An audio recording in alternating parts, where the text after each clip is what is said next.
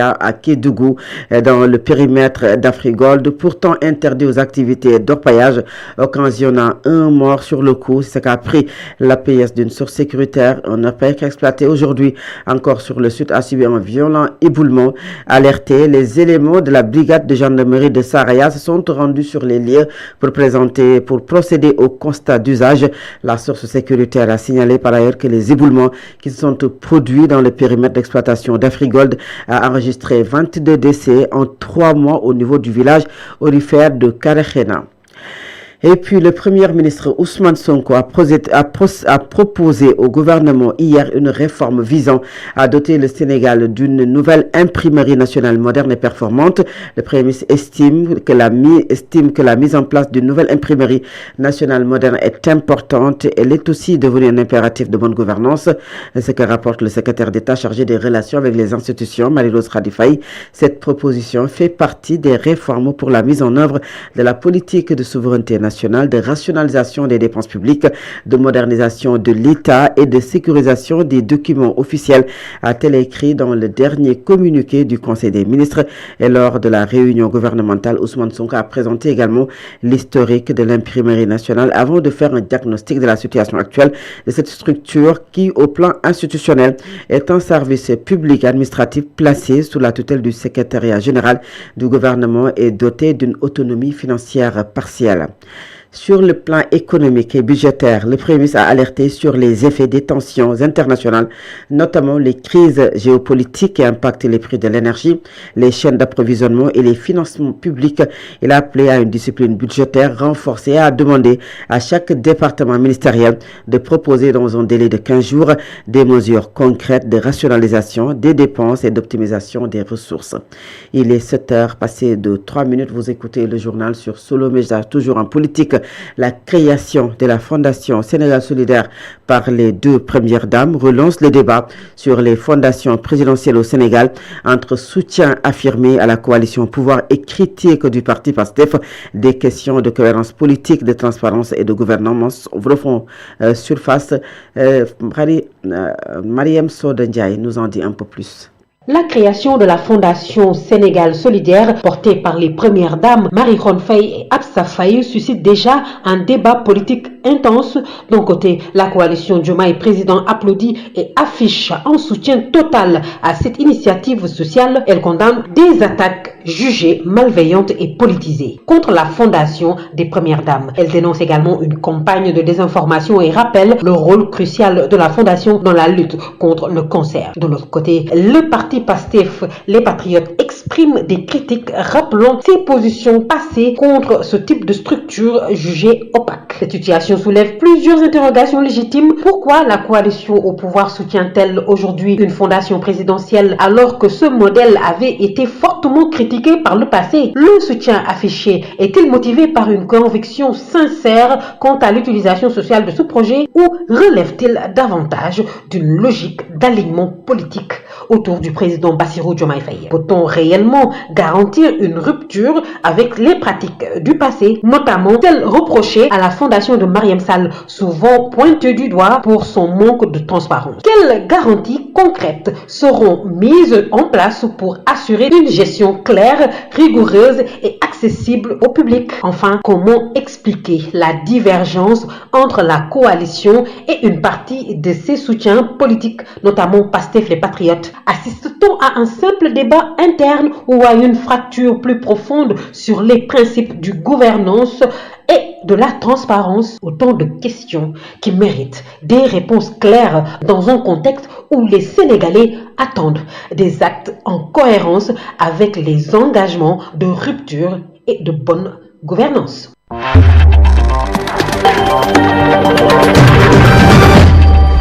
7 heures est passée de 5 minutes. Vous écoutez le journal sur le média direction Casamance. La région naturelle du Casamance est l'une des régions du Sénégal les plus dotées en potentiels économiques, mais ces potentialités sont jusque-là très mal exploitées, ce qui fait que les acteurs des nombreuses filières existantes en Casamance naturelle ne contribuent pas au développement du Sénégal de manière optimale.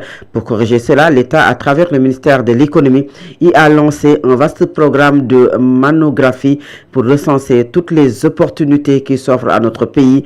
Je vous propose d'écouter le représentant du ministère de l'économie qui a participé à Ziguinchor au lancement d'une telle campagne. Ses propos sont recueillis par notre correspondant à Ziguinchor, Moussa Ndao, et lui, il s'appelle Moussa Sall. L'objet de ce programme est de renforcer la compétitivité du secteur privé dans les pôles territoires avec l'avènement de nouvelles autorités qui ont défini la stratégie nationale, n'est-ce pas, de transformation, l'agenda 2050, auquel ils ont adossé la stratégie nationale de développement. Nous, ministère de l'économie, il a été élaboré la stratégie nationale de développement du secteur privé. Et l'axe 1 qui règle en même temps l'axe de la SND, c'est des pôles territoires compétitifs porté par un secteur privé, création de créateurs de richesses et de valeur. Et pour arriver à ça, il faut investir sur le secteur privé. Et pour réussir l'investissement sur le secteur privé, il faut structurer les chaînes de valeur. Maintenant, pour choisir les meilleures filières qui porteraient l'économie du pôle, il faut les comprendre. C'est pourquoi nous lançons à travers ce CRD une étude ménographique qui va être conduite par l'ANAT et qui va nous enseigner sur toutes les réalités du pôle territoire. Parce qu'on connaît que la Casamance a d'excellentes dotations factorielles, d'excellentes potentialités, mais les filières ne sont pas compétitives. Et puis à l'instant, Moussa Sall, représentant du ministère de l'économie, nous parlons également économie avec le Sénégal et le Fonds monétaire international qui tentent de se rapprocher ou bien même de rapprocher leur position sur la stratégie économique mondiale. La directrice générale du Fonds monétaire international a reçu avant-hier les ministres des Finances Cheikh Diba et de l'économie Abdourahmane Sarr pour une séance de travail jugée productive sur la gestion de la dette et des réformes. L'enjeu central de ces discussions porte sur le cadrage macroéconomique du futur programme 2026-2028. Le Sénégal poursuit ainsi ses discussions avec le Fonds monétaire international. Et justement, en marge des réunions de printemps Washington avant-hier mardi, la directrice générale du FMI, Kristalina Georgieva, a rencontré donc les ministres sénégalais Abdourahmane Sarr de l'économie, Cheikh Diba des finances. En l'absence des décaissements de l'institution financière pour le Sénégal, l'économiste Mariba invite les autorités à discuter pour aller vers la restructuration. Selon elle, il n'y a pas de honte à accepter la restructuration. Et les joints au téléphone par Lamine Senghor. D'une part, du côté du FMI, il y a l'analyse de la viabilité de la dette qui peine à être finalisée. Et d'autre part, du côté du Sénégal, la non-conclusion d'un accord avec le FMI n'est pas une bonne nouvelle. Et le pays est passé de B- en termes de notation à C3+, soit la pire dégradation de la notation souveraine à long terme, en termes de devises étrangères depuis les indépendances. Alors, il y a au moins 3 conséquences concernant cette situation. La première conséquence, c'est sur les marchés financiers et le coût de l'emprunt. Il y a la baisse donc du prix des obligations, mais le Sénégal devra payer des taux beaucoup plus élevés pour tout nouvel emprunt sur le marché international. Il y a aussi une perte de confiance, ce qui complique davantage son accès au niveau des capitaux étrangers. Alors, la deuxième conséquence, c'est les conséquences fiscales et économiques. Et la troisième et dernière conséquence sociale, c'est qu'il faut se demander est-ce qu'on ne va pas vers une politique d'austérité, l'arrêt des subventions coûteuses au niveau du service, au niveau du secteur de l'énergie. Mais dans tous les cas, je crois que ce qu'il convient de dire, c'est qu'au vu de la situation actuelle, il faut aller vers une restructuration. Je pense qu'il n'y a pas de honte à restructurer. Nous recommandons à l'État de restructurer, de discuter avec nos créanciers, voir dans quelle mesure on peut baisser les taux et allonger les maturités de manière à regagner la confiance des marchés. Je pense qu'il faut impérativement trouver un accord crédible avec le FMI de manière donc à réduire le déficit et à arriver à avoir une transparence budgétaire durable. À l'instant, Mariba, économiste, et puis négociations entre gouvernement et syndicats d'enseignants. Les deux parties se sont rencontrés il y a 2 jours. C'était pour évaluer le suivi des accords signés. Il s'agit entre autres de l'audit sur les rappels, de la publication des études sur le marché. Mais une autre rencontre est prévue aujourd'hui. Khalifa Ababakar Fall pour plus de détails. La énième rencontre entre le G7 et le gouvernement du Sénégal au menu des échanges. L'examen du protocole d'accord soumis au syndicat par le gouvernement. Au-delà de ces questions, nous avons également discuté quand même de la rémunération et plus particulièrement du régime indemnitaire qui souffre de plusieurs iniquités et le gouvernement aujourd'hui a accédé à notre requête portant sur la publication des résultats au plus tard en août 2026 et ensuite en septembre procéder au partage des résultats résultats pour ensuite apporter des corrections et surtout prendre en tout cas les dispositions nécessaires pour intégrer les correctifs dans le cadre du budget 2027. Présidé par le ministre de l'Éducation nationale et celui de la fonction publique, les deux parties ont pu échanger sur différentes questions sur le protocole d'accord, nous dit El Hadji Malick Youm. Également, la question des rappels a été abordée. Sur cette question, un audit sera mené au niveau donc du paiement des rappels global dus aux enseignants et ensuite il y aura nécessité maintenant de mettre en place un dispositif pour aller vers quand même le remboursement des enseignants qui seraient des cas de surimposition avérés. Le gouvernement promet des changements. Autre discussion, la question des inéquités dans le traitement des indemnités relatives aux agents de l'État. Une autre rencontre est prévue le 16 avril prochain pour continuer les négociations pour résoudre le problème des enseignants. Et puis le reportage du jour nous mène à la Fiara qui est aujourd'hui qui attire aujourd'hui tous qui s'activent dans l'élevage et également dans l'agriculture. Et cette Fiara dont on parle aujourd'hui, la transformation des produits locaux, prend aussi de plus en plus d'ampleur. De l'anarcade au mil, ces produits autrefois consommés à l'état brut sont aujourd'hui valorisés à travers des initiatives innovantes, notamment à la Fiara où de jeunes acteurs s'investissent dans ce secteur porteur. C'est un reportage signé Awa Aïcha Diop. Anacarde, mil, longtemps consommés à l'état brut. Ces produits locaux se réinventent aujourd'hui grâce à la transformation. Notre objectif c'est quoi? La valorisation des produits agroalimentaires. Donc il y a des produits actuellement au Sénégal, particulièrement en Casamance, mais les produits non valorisés. Donc c'est des produits qu'on laisse à la merci des gens. Avant, je me souviens, les noix de cajou là, parce que ça ne servait pas à grand chose. Mais depuis un certain moment, on a senti que vraiment, il y a même des étrangers qui quittent loin, comme les Vénézuéliens, Indiens, beaucoup d'étrangers qui viennent en Casamance pour pouvoir donc bénéficier donc de cette noix-là. Maintenant, nous aussi, on se dit mais tiens, pourtant la noix-là elle est intéressante, vraiment, il y a beaucoup de valeur ajoutée, mais elle n'est pas valorisée. Mais depuis lors, on a pris donc l'initiative donc de pouvoir valoriser vraiment ce produit-là en lui donnant encore d'autres variétés. Le mil se transforme, comme nous le dit Yacine, une jeune fille âgée de vingtaine d'années rencontrée au CICES à la Fiara. Nous sommes dans tout ce qui est transformation de mil. Nous avons le hareng, le sankrel, tchakri, tchéré et le sungouf à base de mil. Le sachet c'est à 250 francs et nous avons des packs découvertes pour les 5 produits, ça coûte 2000 francs. La transformation des produits locaux apparaît aujourd'hui comme une véritable opportunité pour valoriser les ressources locales et créer des emplois pour les jeunes. Awa Aïcha Diop, parlons également de tout à fait autre chose dans le reste de l'actualité.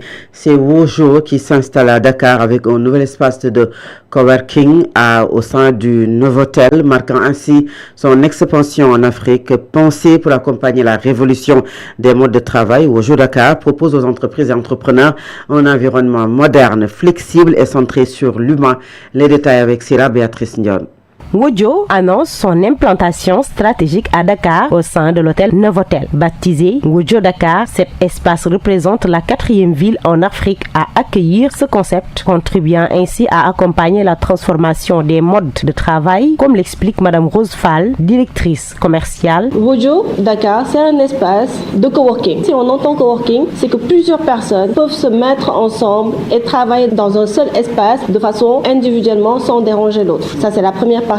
La deuxième partie, Wojo Dakar, il y a des bureaux privatifs. On loue des bureaux. Quelqu'un, un entrepreneur, quelqu'un qui vient investir au Sénégal, s'installer au Sénégal, il n'a pas encore un pied-à-terre, nous pouvons lui louer un bureau. Un bureau avec déjà le mobilier sur place.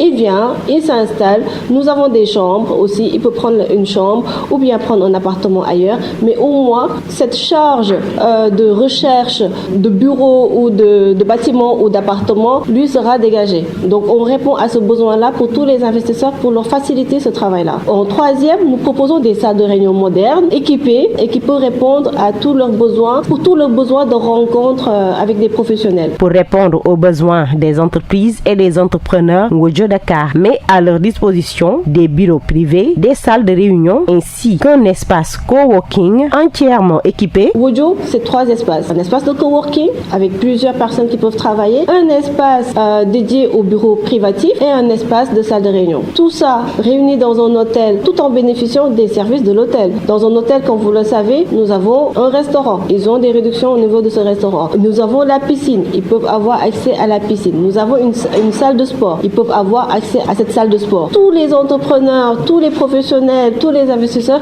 qui puissent s'y retrouver selon leurs besoins quand ils viennent s'installer ou bien juste pour se connecter avec d'autres entrepreneurs, d'autres personnes pour discuter, avoir beaucoup plus d'échanges et de créativité dans ce qu'ils font. Au-delà de l'espace fonctionnel, Wojo Dakar revendique une approche centrée sur l'humain. Cette vision permet aux entreprises d'offrir à leurs collaborateurs un cadre propice à l'innovation sans les contraintes habituelles. À l'occasion de l'ouverture de Wojo Dakar, les adhérents au coworking bénéficieront d'une réduction de 15% valable jusqu'au 30 juin. Merci beaucoup, Sira Béatrice Ndion. Cet élément met un terme à la première partie de cette édition. La seconde partie, c'est la page internationale, le sport et la revue de la presse. À présent, l'Inter.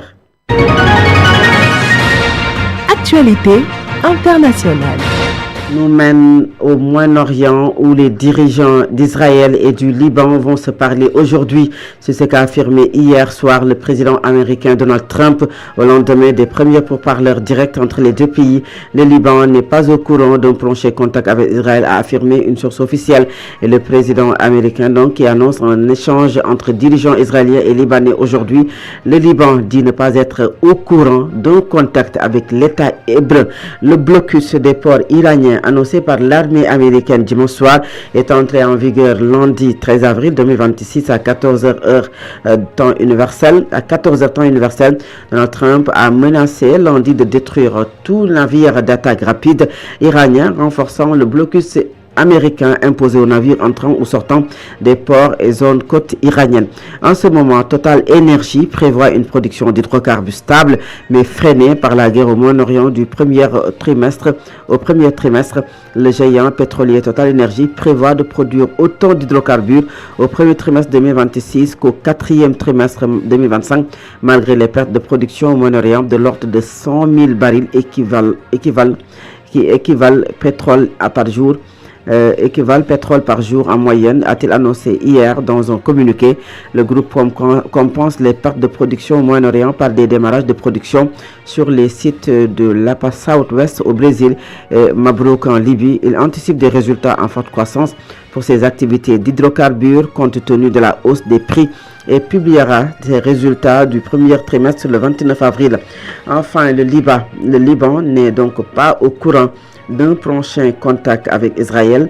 Il l'a affirmé une source officielle à l'AFP après que le président Donald Trump a annoncé que les dirigeants des deux pays en état de guerre vont se parler ce jeudi. À présent, c'est la page sportive. Solo Média. L'actualité sportive. Alamine Senghor, bonjour. Merci, bonjour à vous Fatou Abdoulaye. Bonjour à toutes et à tous. L'actualité sportive d'abord, nous démarrons par la Coupe du Sénégal. Eh bien, sachez que pour cette Coupe du Sénégal, les deux premiers matchs des quarts de finale de la Coupe du Sénégal se sont joués hier mercredi. Ils ont été marqués par des qualifications de l'Université Gaston Berger de Saint-Louis et de Pout Sporting Club au stade Mawade Wade de Saint-Louis. L'UGB a créé la sensation en éliminant l'US Gorée, 11 buts partout, puis les tirs au but 3-1 face au deuxième de Ligue 1. Les étudiants ont ouvert donc le score dès la 3e minute par Ndiaye-Lo malgré l'égalisation goréenne dans les ultimes minutes. Sachez que la rencontre a donc été en faveur de l'équipe de l'Université Gaston Berger. L'autre surprise évolue au stade municipal de Ngor où Pout SC, qui évolue en championnat régional 5e division, a éliminé Oslo FA, pensionnaire de Ligue 2, aux séances de tir au but après 90 minutes de match.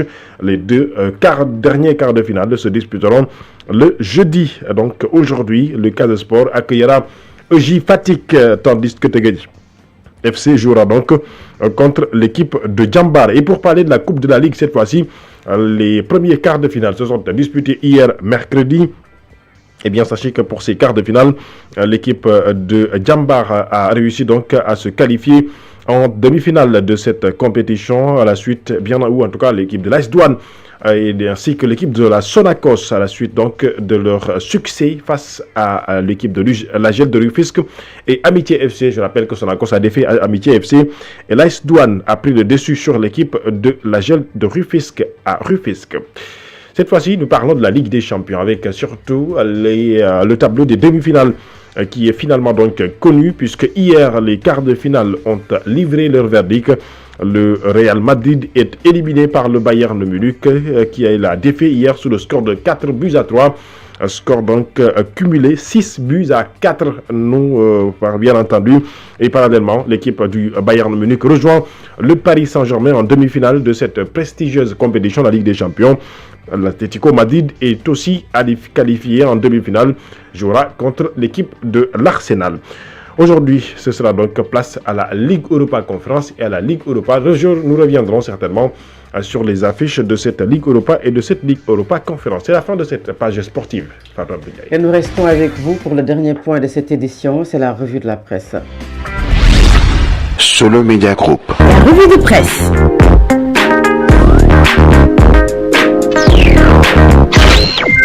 Bonjour. Les quotidiens ont évoqué des sujets multiples et variés. Le dossier Papchir Diallo lié à l'homosexualité est évoqué par certains quotidiens. Par exemple, Solo parle de nouvelles arrestations. Le journal informe qu'aujourd'hui, la brigade